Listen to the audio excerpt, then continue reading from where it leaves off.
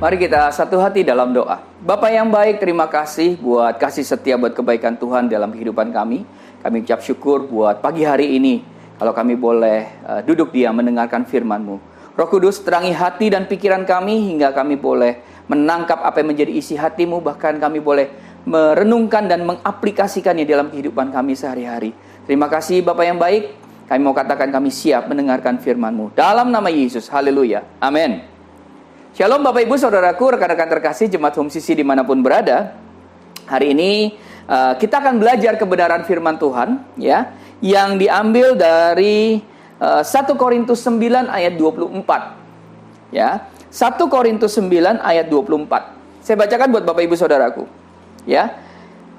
1 Korintus 9 ayat 24. Tidak tahukah kamu bahwa dalam gelanggang pertandingan semua peserta turut berlari, tetapi bahwa hanya satu orang saja yang mendapat hadiah.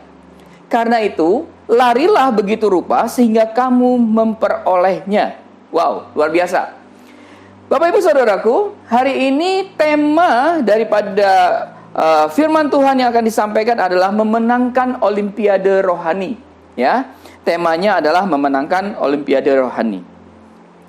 Kalau kita melihat, Bapak Ibu Saudaraku, Rasul Paulus itu hidupnya di zaman Olimpiade kuno, di mana pertandingan pertama pada waktu itu yaitu tahun 776 sebelum Masehi, ya, di mana dalam Olimpiade kuno itu berlangsungnya hanya 1 hari, ya. Dalam perjalanan waktu sekitar tahun 684 sebelum Masehi, pertandingan diperpanjang hingga 3 hari, ya. Dan pada abad ke-5 sebelum Masehi, Olimpiade berlangsung selama 5 hari berturut-turut, ya, dan kemudian meliputi yang namanya lari, lompat jauh, ya, tolak peluru, lempar lembing, tinju, dan pankrasi. Ya, pankrasi itu adalah olahraga tarung, ya, atau duel tanpa alat. Jadi antara campuran tinju dan gulat, ya. Dan kemudian ada juga perlombaan berkuda. Nah, pada waktu itu para wanita tidak diizinkan untuk bertanding, Bapak Ibu Saudaraku, ya. Sehingga akhirnya para wanita memiliki pertandingan sendiri yang terpisah. Nah, ini juga yang memungkinkan adanya fakta bahwa konsesan pria berkompetisi itu telanjang dada, ya, telanjang atau telanjang, ya. Sehingga pakaian katanya konon menghambat daya tahan, stamina dan kecepatan. Nah, Bapak Ibu Saudaraku, tidak seperti hari ini pertandingan gulat dan pankrasi, yaitu campuran tinju dan gulat, memiliki aturan. Terutama tidak boleh gigit atau juga congkel mata. Ya, kalau dulu itu diperbolehkan. Salah satu pertandingan yang melelahkan adalah hoplite. Ya, ini kita cerita background dulu ya, Bapak Ibu Saudaraku ya. Latar belakangnya dulu. Di dalam hoplite ini, ya, para peserta diharuskan berlari sejauh 384 meter atau 768 meter, tapi sambil ya mengenakan baju besi hoplite standar yang beratnya sekitar 22 kilo. Akhirnya para pemenang Olimpiade kalau sudah menang, ya, dia itu tidak menerima emas, Bapak Ibu Saudaraku. Dia menerima mahkota. Ya, jadi kenapa kalau di dalam Alkitab ya dituliskan kamu akan mendapatkan mahkota? Ini diambil dari Olimpiade kuno. Ya, ketika memenangkan Olimpiade, maka mereka akan menerima mahkota. Mahkotanya itu terbuat dari daun zaitun, ya, yang diambil dari pohon zaitun liar dan suci dekat kuil Zeus. Saat itu diyakini bahwa siapapun yang memakai daun, ya, daripada pohon zaitun itu memperoleh sifat ilahi seperti dewa Zeus. Nah, para pemenang juga beruntung, yang beruntung juga bisa dibuatkan patung, ya, yang didirikan untuk menghormati mereka di kampung halamannya. Inilah yang namanya Olimpiade kuno. Dan kita tahu Rasul Paulus hidup di zaman Olimpiade kuno ini. Jika kita perhatikan Bapak Ibu Saudaraku, ya, dengan seksama, kita akan melihat bahwa ternyata beberapa surat yang ditulis oleh Paulus kepada gereja itu dibumbui bahasa-bahasa pertandingan. Seolah-olah Paulus sedang membandingkan perjalanan iman dengan Olimpiade. Ya, seperti yang tadi kita baca dalam 1 Korintus 9 ayat 24 tadi. Ya, saya bacakan ulang ya. 1 Korintus 9 ayat 24. Tidak tahukah kamu bahwa dalam gelanggang pertandingan semua peserta turut berlari, tetapi bahwa hanya satu orang saja yang mendapat hadiah. Karena itu larilah begitu rupa sehingga kamu memperolehnya. Ya, atau juga kita bisa baca dalam 2 Timotius 4 ayat 7. 2 Timotius 4 ayat 7. Aku telah mengakhiri pertandingan yang baik. Aku telah mencapai garis akhir dan aku telah memelihara iman. Jadi seolah-olah Paulus sedang membandingkan perjalanan iman dengan olimpiade. Ada satu ayat ya yang saya suka yang dipakai oleh Rasul Paulus yang ditulis dalam Ibrani 12 ayat 1 sampai dengan 2. Ibrani 12 ayat 1 sampai 2 ya. Saya bacakan. Karena kita mempunyai banyak saksi bagaikan awan yang mengelilingi kita, marilah kita menanggalkan semua beban dan dosa yang begitu merintangi kita, dan berlomba dengan tekun dalam perlombaan yang diwajibkan bagi kita. Ayat kedua, marilah kita melakukannya dengan mata yang tertuju kepada Yesus, yang memimpin kita dalam iman, dan yang membawa iman kita itu kepada kesempurnaan. Yang dengan mengabaikan kehinaan, tekun memikul salib, ganti sukacita yang disediakan bagi dia, yang sekarang duduk di sebelah kanan tahta Allah. Bapak ibu saudaraku, rekan-rekan terkasih jemaat Homsi dimanapun berada, saya menganggap ayat yang tertulis dalam Ibrani 12 ayat 1 sampai dengan 2 ini sebagai kata-kata semangat dari Paulus kepada orang-orang Kristen saat kita terlibat dalam olimpiade rohani kita sendiri. Dikatakan lepaskanlah apa yang menahan kita. Jadi hari ini apa yang menjadi segala sesuatu yang menahan kita? Kita harus berlari dengan ketekunan dan kita harus tetap fokus pada Yesus. Ini adalah pelatihan yang bagus untuk kita hari ini. Katakan amin. Hari ini kita akan belajar, Bapak Ibu Saudaraku, 5 hal bagaimana menggunakan waktu di bumi ini, ya, kemudian menantikan kedatangan Kristus kembali dan juga terlibat dalam pertandingan kehidupan, yaitu olimpiade rohani kita. Saya ulangi, kita akan belajar 5 hal. Ya, bagaimana kita menggunakan waktu kita di bumi ini untuk menantikan kedatangan Kristus yang kedua kali, dan juga bagaimana kita terlibat dalam pertandingan olimpiade rohani kita. Yang pertama adalah berusaha untuk menguasai. Berusaha untuk menguasai. Pengkhotbah 9 ayat 10 katakan demikian. Pengkhotbah 9 ayat 10. Segala sesuatu yang dijumpai tanganmu untuk dikerjakan, kerjakanlah itu sekuat tenaga. Wow. Cara lain untuk mengatakannya adalah jadilah yang terbaik yang bisa kita lakukan dalam apapun yang kita lakukan. Jadi kalau kita bisa mengajar, jadilah pengajar yang terbaik. Kalau kita seorang atlet, berlatihlah untuk menang. Jika kita adalah orang tua yang tinggal di rumah, berikan segalanya. Katakan amin. Hal pertama yang kita pelajari adalah berusaha untuk menguasai. Berusaha untuk memberikan yang terbaik. Ya, kita ambil contoh, Bapak Ibu Saudaraku, penyelam. Penyelam itu menyusuri hampir 40 mil per jam. Para penyelam olimpiade itu memasuki air dari platform 10 meter, ya, sekitar 3,3 lantai. Nah, kalau para penyelam ini tidak mengenai air dengan tepat, ya, kalau dia tidak kena air dengan tepat, ya, maka itu cukup untuk mematahkan pergelangan tangannya. Artinya apa? Seorang penyelam harus berusaha untuk menguasai, ya, harus melakukan yang terbaik. Kalau para penyelam tidak mengenai air dengan tepat, dampaknya cukup untuk mematahkan pergelangan tangan mereka. Itu salah satu alasan, Bapak Ibu Saudaraku, kita mungkin melihat para penyelam itu memakai pelindung, ya, di tangan, ya, saat mereka bertanding. Nah, Bapak Ibu Saudaraku, kalau kita melihat, mereka harus tahu bagaimana mendapatkan pelatihan yang mereka butuhkan untuk menguasai keahlian mereka. Mereka butuh, ya, keahlian untuk menguasai. Seperti para penyelam, kita butuh sikap rohani yang mengatakan, saya harus selalu berusaha untuk menjadi yang terbaik. Jadi hal pertama di dalam pertandingan, di dalam olimpiade rohani kita secara pribadi adalah berusaha untuk menguasai. Saya harus berusaha untuk menjadi yang terbaik. Katakan amin. Yang kedua, berusaha untuk menang. Hiduplah Bapak Ibu Saudaraku dengan mentalitas pemenang. Zaman dulu hanya satu pemenang dalam setiap pertandingan yang diberikan hadiah. Tidak ada medali emas, perak, atau perunggu. Itu nggak ada. Kita menang, maka dapatkan mahkota. Jika kita kalah, maka kita tidak dapatkan mahkota. Udah itu aja. Dapat atau tidak mahkota. Ya, jadi nggak ada urutannya emas, perak, perunggu, dan sebagainya. Nah, berbicara tentang kehidupan rohani kita bertanya-tanya, seberapa sering kita ini puas dengan yang terbaik kedua? Sudah cukuplah kita jadi terbaik kedua aja atau terbaik ketiga saja. Kenapa? Karena kita menyerah pada kebiasaan-kebiasaan buruk kita. Kita menerima pengganti yang murah untuk hidup berkelimpahan yang Yesus berikan kepada kita.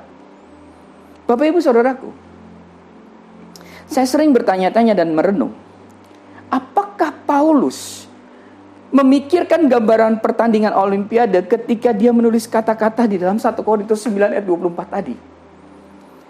Jadi, Bapak Ibu Saudaraku, ketika kita masuk di dalam Olimpiade rohani kita, masuklah ke dalam pertandingan itu untuk memenangkannya. Katakan amin. Kita tidak boleh merasa nyaman masuk dalam comfort zone dengan kurang dari menang. Kita harus jadi pemenang. Tidak ada pemenang kedua, tidak ada pemenang ketiga. Kita harus jadi pemenang. Artinya apa? Taruh hati dan jiwa kita ke dalam mimpi-mimpi yang untuknya Tuhan memanggil kita. Katakan amin.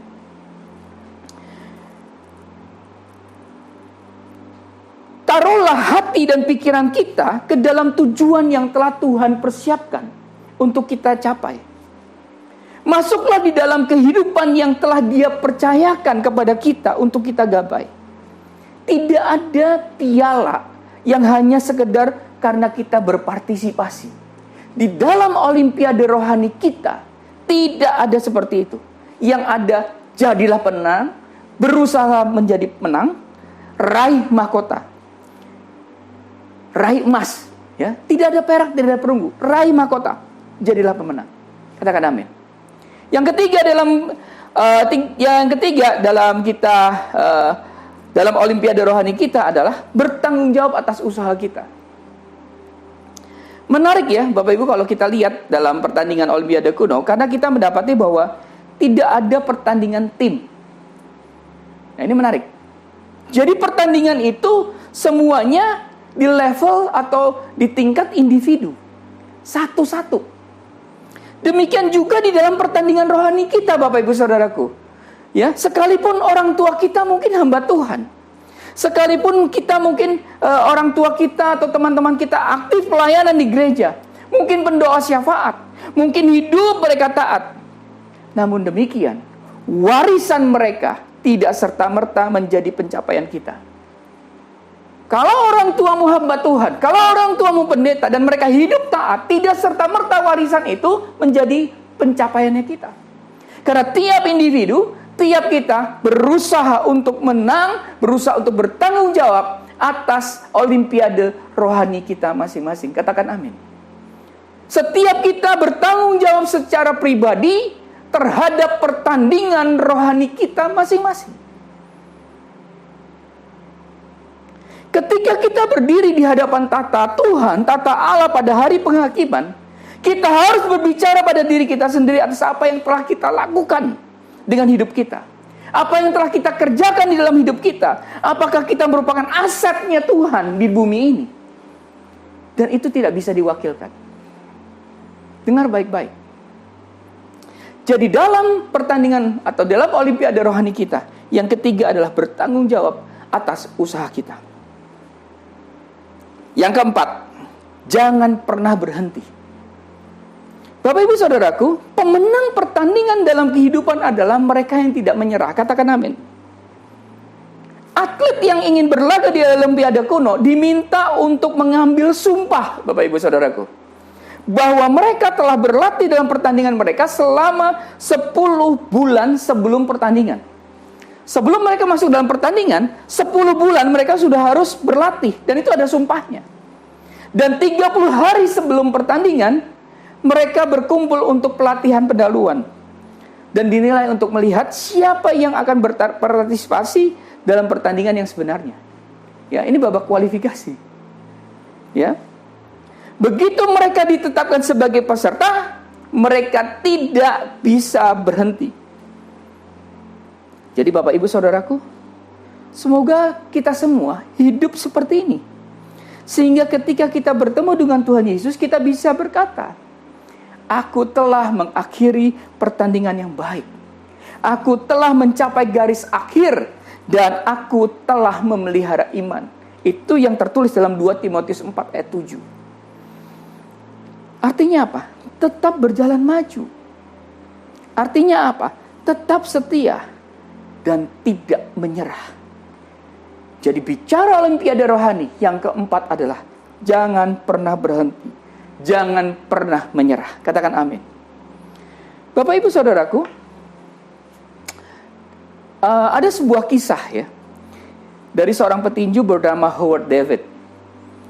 Jadi ceritanya ini pada olimpiade tahun 1976. 3 hari sebelum Howard David ini bertanding, ya, David ini kehilangan ibunya karena serangan jantung. Wah, hatinya hancur. Ya, naluri pertamanya menyuruh dia untuk pulang. Tetapi kemudian David memutuskan untuk memenangkan medali emas untuk ibunya. Dia berkata, saya rela mati daripada kalah. Saya akan meninggalkan semuanya di atas ring. Nah, Bapak Ibu, Saudaraku, David tidak hanya pulang dengan medali emas, tetapi juga dianugerahi pada saat itu adalah trofi Fallbacker, ya, karena menjadi petinju teknis terbaik. Bapak Ibu Saudaraku, dalam olimpiade rohani, Anda akan dipukul jatuh. Saya juga akan dipukul jatuh. Tapi mari hari ini saya mengajak kita berkomitmen untuk bangun setiap kali kita jatuh. Katakan amin. Tetapkan pikiran kita untuk tidak berhenti. Kita harus bertahan sampai akhir. Amin. Amin. Ya. Yang kelima, Bapak Ibu Saudaraku, yang terakhir dari olimpiade rohani adalah ingatlah siapa yang menyemangati kita. Ingatlah siapa yang menyemangati kita. Nah, Bapak Ibu Saudaraku, kalau tadi kita baca dalam Ibrani 12 ayat 1, ketika Paulus mendorong kita untuk berlari dalam pertandingan rohani kita dengan ketekunan, Paulus berbicara tentang bagaimana kita mempunyai banyak saksi, bagaikan awan yang mengelilingi kita. Kita membayangkan Paulus mungkin telah melihat banyak orang yang memadati di dalam lokasi olimpiade itu, di mana ribuan suara antusias bergemuruh, penuh semangat, kebanggaan dan dorongan. Dalam pertandingan iman kita, Bapak Ibu Saudaraku, kita memiliki juga sama. Kita memiliki saksi. Siapa saksi itu? Saat ini mereka di surga berdiri banyak saksi bagaikan awan. Mereka adalah para pria dan wanita yang telah meninggal. Mereka adalah pahlawan-pahlawan iman. Seperti Abraham, Ishak, Ruth, Yakub. Ya. Mereka ini adalah penyemangat kita dari tribun kemuliaan. Katakan amin. Mereka memberitahu kita, oh jangan berhenti, jangan menyerah. Ya, mereka yang sudah selesai dengan iman mereka, para pahlawan iman itu akan mengatakan, lari terus. Itulah saksi kita dalam pertandingan iman kita, dalam pertandingan rohani kita. Lari terus, kau akan menang jika kau tidak berhenti. Bapak Ibu Saudaraku, menjadi orang Kristen hari ini tidak menjamin banyak dorongan dari dunia. Berdiri bagi Tuhan atau memilih standarnya di atas prioritas yang ada tidak akan mendorong tepuk tangan orang-orang dunia. Ketika engkau berkomitmen sungguh-sungguh kepada Tuhan, memiliki skala prioritas buat Tuhan, itu tidak akan membuat orang dunia bertepuk tangan untuk engkau. Tapi ingat baik-baik. Meskipun kita belum berada di dalam dunia, kita sudah memiliki banyak saksi yang melompat dari tempat duduk mereka dan berteriak sekuat tenaga, lari menangkan mahkotanya, raih emasnya. Inilah bagian terbaik dari semuanya. Dan ingat, Yesus berdiri di garis akhir. Ketika kita berlomba, mereka menyemangati kita bagaikan awan, ya, saksi bagaikan awan yang melindungi kita. Di ujungnya kita mendapati Yesus ada di akhir itu. Yesus berdiri di garis akhir kita. Mari kita lihat kembali Ibrani 12 ayat 2. Dikatakan begini, marilah kita melakukannya dengan mata yang tertuju kepada Yesus. Jadi ketika kita berlomba, ya, kita harus mata yang tertuju kepada Yesus. Yesus ada di mana? Di garis akhir itu. Yang memimpin kita dalam iman, yang membawa iman kita kepada kesempurnaan, yang dengan mengabaikan kehinaan, tekun, memikul salib ganti sukacita yang disediakan bagi Dia, yang sekarang duduk di sebelah kanan tata Allah. Wow, luar biasa. Ingat, siapa yang menyemangati kita? Bapak Ibu Saudaraku, perhatikan di dalam firman Tuhan dalam 2 Korintus 5 ayat 10. 2 Korintus 5 ayat 10. Sebab kita semua harus menghadap tahta pengadilan Kristus. Kata Yunani yang digunakan untuk pengadilan di sini adalah bema, yang berarti tahta resmi hakim atau tahta pengadilan Kristus. Saya membayangkan bahwa tahta penghakiman ini sebagai tribun penghargaan. Seperti yang di Olimpiade, di mana mereka yang menang, ya, di situ adalah tempat menyerahkan mahkota atau medali. Suatu hari nanti, Bapak Ibu Saudaraku, rekan-rekan terkasih, jemaat Home Sisi dimanapun berada, kita akan berdiri di hadapan tahta pengadilan. Katakan amin. Pertanyaan, apa yang Anda katakan untuk diri sendiri hari ini? Investasi apa yang harus kita tunjukkan pada saat kita berdiri di hadapan tahta Tuhan itu? Warisan apa yang kita tinggalkan, yang kita akan bisa katakan kepada Tuhan, Tuhan, saya sudah tinggalkan ini loh. Ya, jiwa-jiwa mana yang bisa kita tunjuk yang telah kita pimpin kepada Kristus? Di situ, saudaraku, kita tunjukkan. Itulah kita, kemenangan kita, dan kita layak menerima mahkotanya Tuhan. Katakan amin.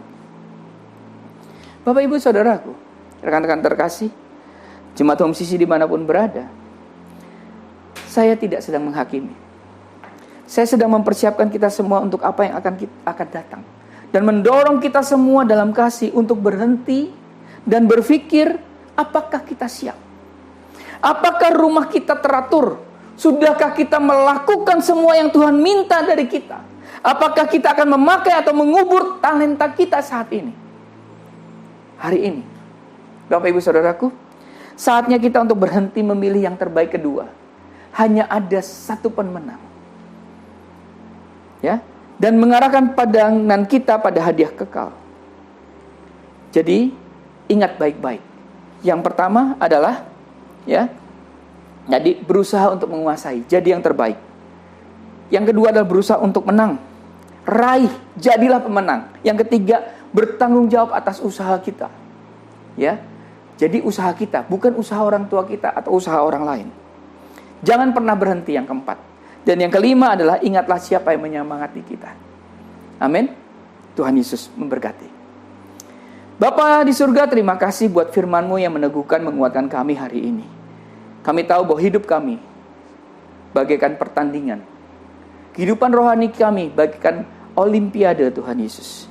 Dan kami belajar 5 hal. Bahwa kami, Tuhan, berusaha untuk menang, Tuhan. Kami berusaha untuk menguasai, Tuhan Yesus. Kami berusaha untuk menjadi yang terbaik. Kami berusaha untuk menang. Kami berusaha untuk bertanggung jawab, Tuhan, atas setiap usaha yang kami lakukan. Dan Tuhan, kami terus, Tuhan, berlari dan tidak pernah berhenti, tidak pernah menyerah. Dan yang terakhir, Tuhan, kami terus ingat siapa yang menyemangati kami. Mereka adalah pahlawan-pahlawan iman yang telah berhasil memenangkan pertandingan iman di bumi ini. Terima kasih Tuhan Yesus buat firman-Mu yang meneguhkan dan menguatkan. Kiranya firman-Mu ini, Tuhan, kami boleh aplikasikan dalam kehidupan kami. Dalam nama Yesus, kami berdoa dan mengucap syukur. Haleluya. Amin. Karena itu, saudara-saudaraku, jemaat Kristus yang dikasihi Tuhan, angkatlah kedua tanganmu dan terimalah berkat. Mari aminkan setiap perkataan berkat yang kita percaya bahwa kita menerimanya. Tuhan memberkati engkau dan melindungi engkau. Tuhan menyinari engkau dengan wajahnya dan memberi engkau kasih karunia. Tuhan menghadapkan wajahnya kepadamu dan memberi engkau damai sejahtera. Kiranya kasih dan penyertaan Bapa di surga dan damai sejahtera dari Tuhan Yesus Kristus serta penghiburan dari Roh Kudus terus menyertai kita sampai Maranatha Tuhan Yesus datang kembali. Kita yang percaya dan telah menerima berkat Tuhan, mari kita sama-sama katakan amin. Selamat hari Minggu, selamat berkumpul bersama dengan keluarga. Tetap cintai Tuhan, berhenti menghakimi, dan selalu jadi berkat. Tuhan Yesus memberkati.